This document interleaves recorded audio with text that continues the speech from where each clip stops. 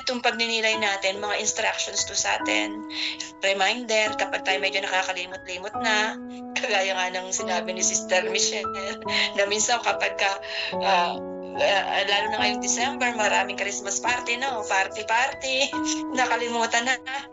Sobrang kalayawan ba? Sabi nga ay, minsan, we need to, okay, is it still appropriate? Not. Hindi dahil iniisip natin kung ano sasabihin ng iba, kung hindi kung anong sasabihin ng Lord. Ito bang ginagawa kong ito ay nalulugod ba ang Diyos? Ito bang ginagawang ito ay sobra-sobra na sa kalayawan o pagsasaya? Ito ba ay kalooban pa ng Panginoon? So dapat laging na iniisip natin na ito kaya ay natutuwa kaya si Lord sa ginagawa kong to. So yun, dapat laging tayo nag-iisip na kapag ang ating ginagawa ay always bounded by love, grounded by love, lalo na kung yung love na yun ay gagaling sa Panginoon. So nakatitiyak tayo na we're on the right track. Tapos ay ang naalala ko naman habang nakikinig ako doon sa sharing ni Brother Rox kanina, naalala ko bigla yung yung bisita, di ba? Paano ba tayo naghahanda kapag may bisita tayo? So, bigla, hindi ko lang, kasi kaya kanina nag-join ako ng isang yung aking cellphone, naka-headset ako, kasi nagpunta ako ng washroom, and I don't wanna miss any single word na maririnig ko doon sa sharing. Kaya, umalis ako sa harap ng computer, and then nagpunta ako sa washroom, pero naka-headset ako kasi gusto kong marinig pa rin yung sineshare. So, bigla ko naalala yung pagdating sa bisita, di ba? Pag may bisita tayo, ano ba ang ginagawa natin pag may bisita? Sabi nga nila, pag may bisita kang ini-expect, lalo na kung gusto mo yung bisita ang ini-expect mo, linis ka ng linis, di ba? Kailangan malinis, yung alam mo, spotless, sabi nga nila, spotless, blameless, walang makikitang kapintasan. Kapag lalo na kung gustong-gusto mo yung bisitang darating. So, biglang parang na-struck ako doon. Sabi ko, paano ba tayo nagre-ready sa pagbabalik ni Lord? Hindi nga natin alam kung kailan siya babalik. Ang sabi nga dito sa binasa natin, kailangan tayong maging mapagmatsyag. Kailangan nating mag-ready, maghanda. Sabi nga, hindi kailangan yung outside appearance ang inihahanda, kundi yung loob, di ba? Sabi ni Brother Box, kailangan yung loob ang inihahanda. And kagaya nga nung sinasabi ko, dapat pag mag-ahanda tayo ng loob bilang Katoliko, yung pangungumpisal, huwag nating kinakalimutan gawin. Sabi nga, kahit paulit-ulit na akong na si Father doon sa kakikita sa akin, gusto ko pa rin kasi syempre, di ba, we wanna be ready sa pagbabalik ng Lord. Gusto natin na stand erect, sabi doon sa ating binasa, na tayo ay makakatayo tayo ng taas noo sa harap ng Panginoon. Sabi doon, for it will come upon all who live on the face of the whole earth. Talagang darating yan. So, ang reminder sa atin dun is stand up and raise your heads because your redemption is drawing near. Sabi ay, now when these things begin to take place, stand up and raise your heads because your redemption is drawing near. Malapit na yung pagliligtas. Biruin mo, drawing near pa lang. Pag nakikita mo yung mga digmaan, kaya sabi ko, sa dami nang nangyayari ngayon sa mundo, drawing near pa lang, hindi pa talaga itong katapusan. Lord, kaya kailangan talaga nating manalangin ng manalangin. Kaya sabi ni Sister, paano pa tayo nakakahugot ng lakas? Alam niyo po, sa totoo lang, tao lang din naman ako, napapagod din talaga ako. As in, dumarating ako sa time na minsan nga, kung napapansin nyo, yung screen kapag ka nananalangin tayo, hindi gumagalaw. Minsan, nakatulog ako sa kapaguran. Pero, nahiya nga ako minsan, sabi ko, Lord, sorry naman po. Talagang yung katawang lupa natin kung minsan talaga ay napapagod din. Pero, sabi nga nila, how can you do that you're coming back and forth to Grand Prairie? Alam niyo po, sabi ko nga, kung sarili ko lang din yung iisipin ko, hindi ko kayang pumunta ng pumunta diyan.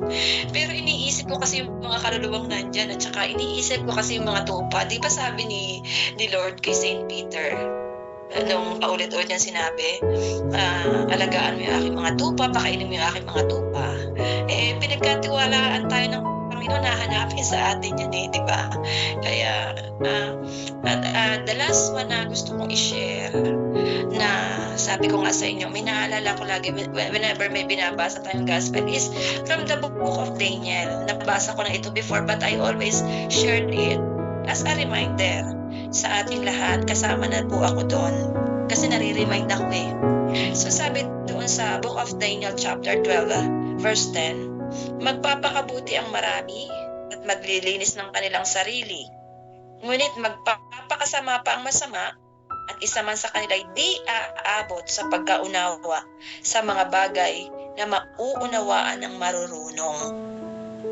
So, tapos sabi po dun sa verse 13, Daniel. So, minsan, pag may nababasa akong pangalan, ipinapalit yung pangalan ko doon. Sabi doon, Daniel, ipagpatuloy mo ang gawain mo hanggang sa wakas. Pagkamatay mo, bubuhayin ka sa huling araw upang tanggapin ang iyong gantimpala. Ibang ganda, no?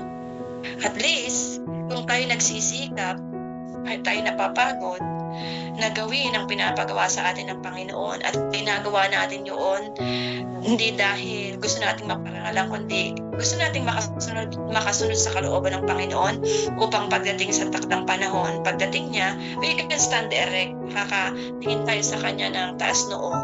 Dahil tuwang-tuwa tayo dahil yung anticipation ba na pagbalik nung ine-expect mong darating na bisita, tuwang-tuwa ka talaga, di ba? Excited ka. Yan yung naiisip ko kanina nung nakikinig ako kay Brother Bogs ng sharing Sabi ko, magandang yun, di ba? Yung excited ka, nakita mo sa Lord, di ba? Instead na pagkakita mo yung takot na takot ka, kagaya nung dun sa una nung binasa natin, di ba? Takot na takot, nanginginig kasi alam na nila, judgment na yun. So, dapat, pag nakita natin ng Panginoon, tayo sobrang excited. Wow, tapos na ang aming mga paghihirap, di ba? Kagaya nga nung nasabi ng ating Mami Lina, who already passed away a few days ago. Sabi niya na yung last word niya ay, Lord, no more pain. At talaga namang nawala na yung pain niya kasi sumama na siya kay Lord. Alam niyo po, talagang siya ay living testimony talaga sa amin. Yung kanyang pagiging mababang kalooban at pagsunod sa Panginoon, that after her last breath talaga ay nandun siya sa naglilingkod kahit na napapagod na yung katabang lupa niya, pero pag may mga anniversary, sobrang excited yan. Kaya ako kapag naalala ko lagi yung pagka mag-share at tatanungin, madalas ko kasing ginagawa na tinatanong ko sino yung gustong makapasok sa karera ng Diyos. Siyempre, taasan lahat. Pag sinabing ko sino gustong mauna, nagtataas pa rin niya ng kamay. Si Mami Lina. Kaya we really are so blessed na siya ay nakasama namin at na-impart kami ng kanyang pananampalataya, na ibahagi niya sa amin yung kanyang strong faith, na lagi kong naalala din yung napanood ko story, buhay ni Pope John Paul II. Talaga naiyak ako doon na yung medyo, diba, na siya, wavy na, hindi na siya makatayo ng tuwid, makalakad, at sinasabihan siya ng doktor paulit-ulit na you need to step down sa Pope kasi hindi mo na kayang mag-serve. Pero alam niyo po, sobrang natouch ako doon na yung hanggang sa huling hininga niya, hindi siya bumaba sa pagiging Santo Papa. At hanggang sa huling hininga niya ay naglingkod siya sa Panginoon sa abot ng kanyang makakaya. Yun nga ang sinasabi ko, kaya I was emotionally nung nakita ko si Mami. Sabi ko, siya kasi yung tipong kahit na hindi namin siya nakakasama physically sa mga ginagawa namin sa gawain, pero yung impact niya, nakasama namin siya, nandun siya, at we knew na sobrang prayerful kasi siya We knew na pinapanalangin niya kami. that's more than enough for us, yung presence niya na nadoon. Kaya it was really tough for us nung nawala na siya. But sabi nga, di ba, tapos na yung gampanin niya eh.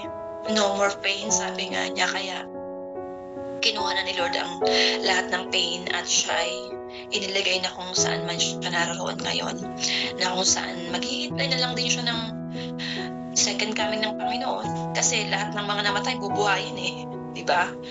Kaya nawa tayo ay matagpuan ding, sabi nga nung isang kantay, matagpuan tayo ng Panginoon na faithful sa kanyang pagbabalik. We're faithfully doing yung works para sa Panginoon, hindi doon sa mga bagay na makamundo. I am